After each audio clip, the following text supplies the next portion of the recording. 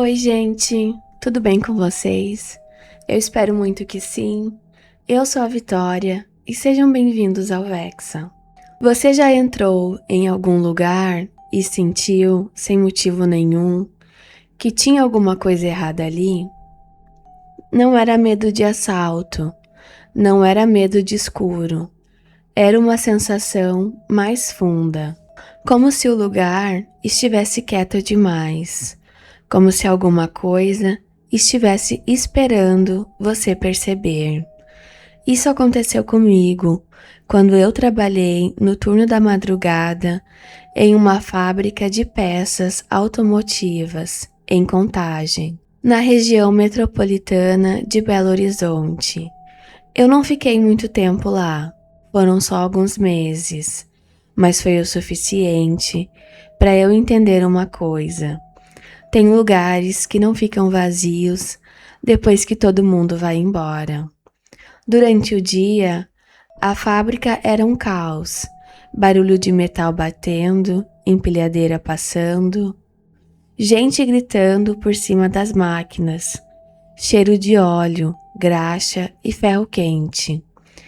Era tanta coisa acontecendo ao mesmo tempo que você nem conseguia pensar direito. Mas de madrugada era diferente. A fábrica parecia outra. Os corredores ficavam compridos demais. As lâmpadas faziam aquele zumbido baixo, irritante. Algumas piscavam sem parar. E lá no fundo, no galpão 4, ficavam as máquinas mais antigas. Aquelas que quase ninguém gostava de usar. Entre elas tinha uma prensa velha, enorme, pintada de verde escuro, já toda descascada. Ela ficava meio isolada das outras, como se até os funcionários tivessem empurrado aquela coisa para o canto de propósito. Nos primeiros dias, eu achei que era só equipamento velho. Mas logo comecei a perceber que ninguém passava perto dela sem necessidade. Sempre que eu precisava fazer ronda naquele setor, o pessoal mais antigo inventava alguma desculpa para não ir comigo. Um dizia que estava ocupado, outro falava que ia ver o quadro de energia. O supervisor simplesmente fingia que não tinha ouvido. Depois de um tempo, eu soube por alto o motivo. Diziam que muitos anos antes, um rapaz novo tinha morrido naquela máquina, um auxiliar de produção. O nome dele era Caio, se não me engano. Tinha uns 18 anos, estava no primeiro emprego e fazia de tudo para agradar. Ninguém me contou a história inteira de uma vez. Era sempre aos pedaços. Um comentava que ele tinha ficado preso, outro dizia que a máquina fechou sozinha. Tinha gente que jurava que ele gritou por ajuda, mas o barulho da fábrica cobriu tudo. O que todos falavam igual era uma coisa. Depois daquilo, a prensa nunca mais ficou normal. Eu ria quando escutava isso. Achava que era história de fábrica antiga, dessas que o pessoal inventa para assustar funcionário novo. Só que tem um problema com esse tipo de história. Você só ri até acontecer com você. Naquela noite, eu estava fazendo ronda com um colega chamado Renato.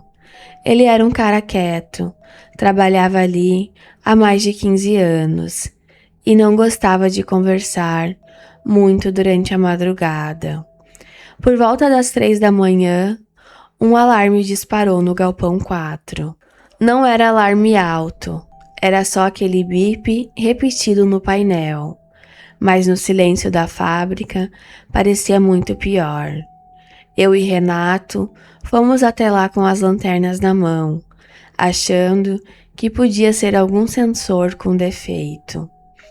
Quando entramos no galpão, a primeira coisa que senti foi o cheiro, óleo queimado.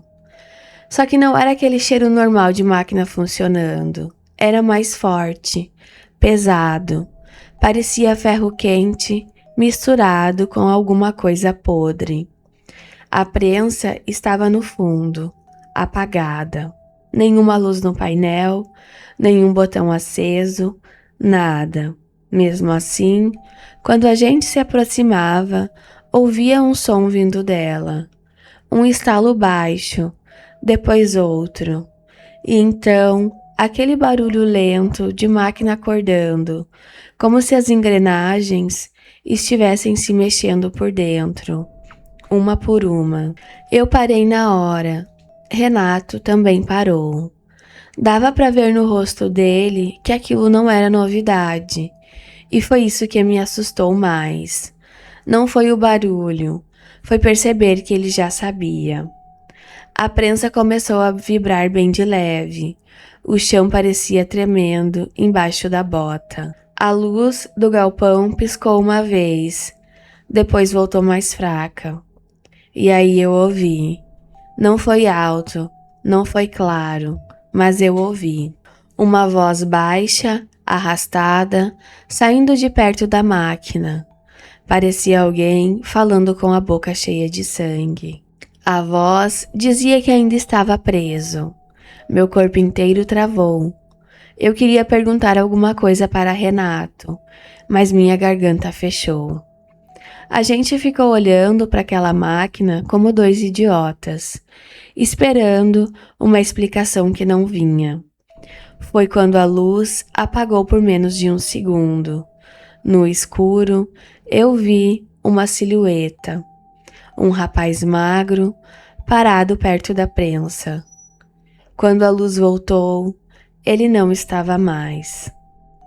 Eu tentei convencer meu cérebro de que tinha sido sombra, reflexo, cansaço, qualquer coisa. Mas a prensa fez outro barulho. Dessa vez não parecia metal. Parecia carne sendo esmagada. Eu nunca vou esquecer aquele som. A parte do móvel da máquina desceu sozinha, bem devagar, mesmo com o painel desligado. E no vão, entre as peças de ferro, alguma coisa se mexeu. No começo, achei que fosse um pedaço de pano preso, mas então vi os dedos. Dedos escuros, tortos, tremendo, como se ainda tentassem escapar. Depois veio o braço, e logo depois o corpo. Um garoto saiu de dentro daquela máquina de um jeito que não tinha como ser real. O uniforme dele era antigo, azul desbotado, cheio de manchas escuras. O rosto dele estava deformado, como se tivesse sido apertado de um lado só. Mas os olhos estavam abertos, e eles olhavam para mim. Não era um olhar de raiva, era pior. Era um olhar de dor, de pedido, de alguém que continuava sentindo tudo, mesmo depois de morto. Eu não sei em que momento comecei a correr. Só lembro de estar atravessando o corredor com o Renato atrás de mim, os dois sem falar nada, mesmo sem olhar para trás. A fábrica inteira parecia maior do que antes. Cada ponta, cada porta parecia longe demais. Cada lâmpada piscando parecia tentar segurar a gente ali.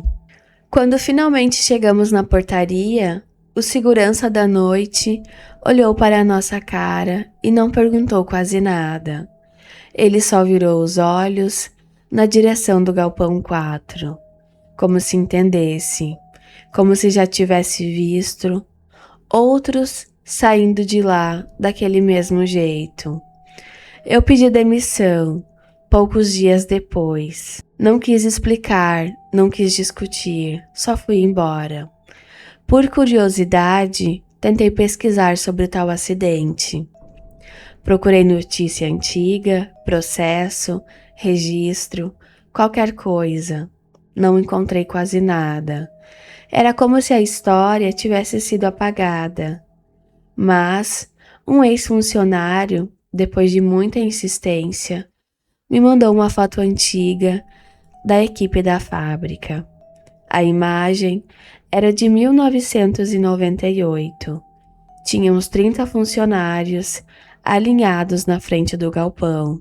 No canto esquerdo, quase escondido atrás de um homem alto, estava um rapaz novo, de uniforme azul, magro, cabelo curto, olhar sério. Eu não precisava que ninguém me dissesse quem era. Era ele, o garoto da prensa. A diferença é que na foto ele parecia vivo, muito mais vivo do que naquela madrugada. Até hoje, quando passo perto de alguma fábrica à noite e escuto aquele som de metal batendo, meu estômago fecha, porque eu lembro do Galpão 4, lembro daquele cheiro, lembro da luz piscando e, principalmente, lembro daquele olhar. O olhar de alguém que não queria assustar ninguém, só queria que alguém entendesse que ele ainda estava lá. Segundo o relato, tem gente que acha que o pior horário da madrugada é quando tudo fica escuro, mas não é. O pior horário é quando o lugar ainda está aceso, ainda está aberto, mas você percebe que ninguém deveria estar ali. Eu trabalhei por quase um ano em uma lanchonete de beira de estrada, na BR-101, perto de Eunápolis, no sul da Bahia. Era um daqueles lugares simples, com balcão de inox, café sempre requentado, televisão pequena presa no canto da parede e um ventilador velho fazendo mais barulho do que vento. Durante o dia, até que era movimentado, caminhoneiro parando para almoçar, família indo para a praia, vendedor pegando café rápido, gente pedindo salgado, água, cigarro, essas coisas. Mas de madrugada era outra lanchonete. A estrada ficava quase muda, às vezes passava um caminho pesado e tudo tremia por alguns segundos. Depois voltava aquele silêncio grande, aberto, que parecia vir do mato dos dois lados da pista. Eu pegava o turno da meia-noite às 6 da manhã. Não gostava, mas precisava do dinheiro. Na maior parte das noites, eu ficava no balcão, e o Edivaldo, que fazia segurança. Ele era daqueles caras grandes, calados, que pareciam não ter medo de nada. Já tinha trabalhado em posto, em obra, em festa, em tudo quanto era lugar complicado. Só que mesmo ele mudava quando dava 2h40 da manhã, porque era mais ou menos esse horário que o homem aparecia. Eu não sei dizer exatamente quando comecei a notar. No começo, achei que fosse só um cliente estranho, um senhor magro, de camisa social clara, calça escura e um chapéu velho que escondia boa parte do rosto. Ele entrava devagar, não olhava para os lados, ia direto para a mesa do fundo, sempre a mesma, perto da janela que dava para a estrada. E pedia café, só café, sem açúcar, sem pão, sem nada. Ele ficava sentado ali, olhando para a xícara, como se estivesse esperando o café esfriar até virar outra coisa. Nunca mexia na colher, nunca bebia, só ficava parado. Depois de alguns minutos, deixava o dinheiro em cima da mesa e saía. O mais estranho era o dinheiro. Notas velhas, amassadas, com cheiro de guardado. Algumas pareciam antigas demais. Eu nem sabia se ainda valiam, mas a dona do lugar sempre mandava aceitar. A dona Nair era quem cuidava da lanchonete durante o dia, uma mulher seca, dessas que não gostam de pergunta. Uma vez, comentei sobre o homem. Ela não se assustou, só ficou séria e falou para eu servir o café e deixar ele ir embora. Foi quando entendi que aquele homem não era novidade. Com o tempo, comecei a reparar em coisas pequenas. Quando ele entrava, o rádio perdia sinal. O ventilador diminuía sozinho. O cheiro da lanchonete mudava. Saía aquele cheiro de fritura, café e produto de limpeza. E entrava um cheiro úmido, como roupa molhada, esquecida dentro de saco plástico. E sempre vinha uma neblina baixa na estrada. Não importava se a noite estava limpa, não importava se tinha lua. Quando ele aparecia, a neblina vinha junto. Edivaldo também percebia. Ele fingia que não, mas eu via. O homem sentava e o Edivaldo ficava mais quieto. Parava de mexer no celular, parava de andar, só olhava de canto, como se estivesse contando os minutos para aquilo acabar. Até que uma noite, ele resolveu fazer o que ninguém deveria fazer: seguir o homem. Eu lembro bem porque aquela madrugada estava abafada. O ar parecia pesado, grudando na pele. Quando o homem entrou, a lanchonete ficou fria de um jeito absurdo. Ele sentou, recebeu o café e ficou olhando para a xícara, e depois se levantou. Como sempre. Só que dessa vez, Edivaldo saiu atrás. Não falou nada, só pegou a lanterna, ajeitou o boné e foi. Eu fiquei no balcão, olhando pela janela. O homem caminhava pela beira da pista, entrando naquela neblina que corria o acostamento. Edivaldo vinha alguns metros atrás. Em poucos segundos, os dois sumiram. Eu esperei 1 minuto, 5, 10, nada. Tentei ligar para o celular dele. Chamou até cair. Liguei de novo. Nada. A lanchonete parecia menor naquela hora. A luz branca do teto piscava de vez em quando. O café que o homem tinha deixado na mesa ainda soltava fumaça, mesmo já tendo passado muito tempo. Eu saí até a porta, mas não tive coragem de ir longe. A neblina estava tão grossa que parecia uma parede. Dava para ver só um pedaço da pista, e mesmo assim, mal. Chamei pelo Edivaldo algumas vezes, mas a estrada engolia minha voz. Foi quando vi uma coisa no chão, a lanterna dele. Estava no acostamento, ligada, apontada para o mato. Perto dela havia marcas na terra.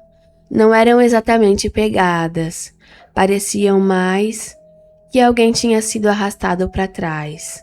Só que sem sinal de luta, sem rastro completo, sem nada que fizesse sentido. Voltei para dentro tremendo. Tranquei a porta da lanchonete, mesmo sabendo que aquilo não impediria nada. Dona Nair chegou de manhã e não pareceu surpresa. Quando contei que Edivaldo tinha sumido, ela apenas fechou os olhos por um segundo. Não chorou, não gritou, não perguntou muito. Só mandou eu ir para casa. A polícia veio depois. Procuraram na estrada, no mato, em posto próximo. Perguntaram para caminhoneiros, olharam câmera de segurança. Nada. Nas imagens, Edivaldo aparecia saindo da lanchonete sozinho. O homem não aparecia, nem entrando, nem sentado, nem saindo. Só o café sendo colocado na mesa do fundo, como se eu tivesse servido para ninguém. Eu pedi demissão naquele mesmo dia, mas antes de ir embora, voltei para pegar as minhas coisas no armário dos funcionários. Quando passei pela mesa do fundo, tinha algo em cima dela. Era o crachá de Edivaldo, sujo de barro. A foto dele estava riscada, como se alguém tivesse passado a unha por cima. E ao lado do crachá havia uma nota velha, dobrada no meio, úmida, com cheiro de terra molhada. Eu não toquei, só fui embora. Até hoje, quando passo por a estrada à noite e vejo uma lanchonete pequena, aberta no meio do nada, eu sinto o estômago apertar, porque sempre lembro daquela mesa do fundo, da xícara cheia, da neblina chegando devagar e principalmente daquele homem parado na porta, com o chapéu cobrindo o rosto, esperando alguém cometer o erro de seguir os seus passos. A estrada tem seus mortos e alguns deles ainda gostam de tomar café antes de levar alguém junto.